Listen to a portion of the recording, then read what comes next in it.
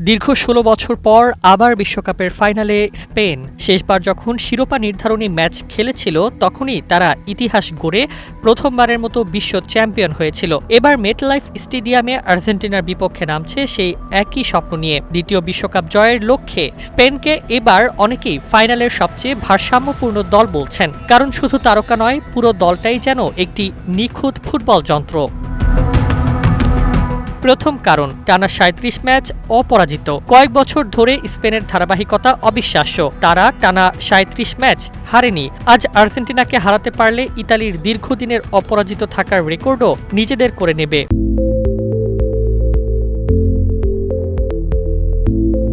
দ্বিতীয় কারণ, ২০১০ সালের সঙ্গে অবিশ্বাস্য মিল। এবারের বিশ্বকাপে বারবার ফিরে আসছে ২০১০ সালের স্মৃতি। উদ্বোধনী ম্যাচে আবারও মেক্সিকো, দক্ষিণ আফ্রিকা, থিম সঙ্গে আবার শাকিরা ইউরোপীয় চ্যাম্পিয়ন হিসেবেই বিশ্বকাপে অংশগ্রহণ। এসব কাকতালীয় মিল স্প্যানিশ সমর্থকদের মনে নতুন আশার আগুন জ্বালিয়েছে। তৃতীয় কারণ, নতুন সোনালী প্রজন্ম। জাভি, ইনিয়েস্তা, ক্যাসিয়াসদের পর আবারও এক দুর্দান্ত প্রজন্ম পেয়েছে Spain. Lamine Yamal, Pedri, Rodri ও পাউ কুবার্সিরা শুধু প্রতিভাবান নন, বড় ম্যাচের চাপও সামলাতে পারছেন দারুণভাবে। চতুর্থ কারণ, সেরাদের হারিয়ে ফাইনালে। এই ফাইনালে ওঠার পথে স্পেন থামিয়েছে পর্তুগাল, বেলজিয়াম এবং ফ্রান্সকে। সবচেয়ে বড় কথা, কোনো ম্যাচই অতিরিক্ত সময় বা টাই ব্রেকারে গড়ায়নি। নির্ধারিত সময়ই প্রতিপক্ষদের হারিয়েছে তারা।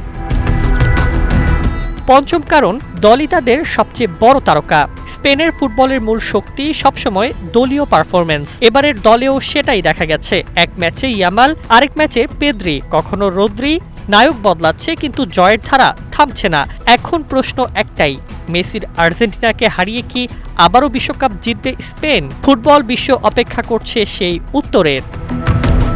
News desk, ২১ television.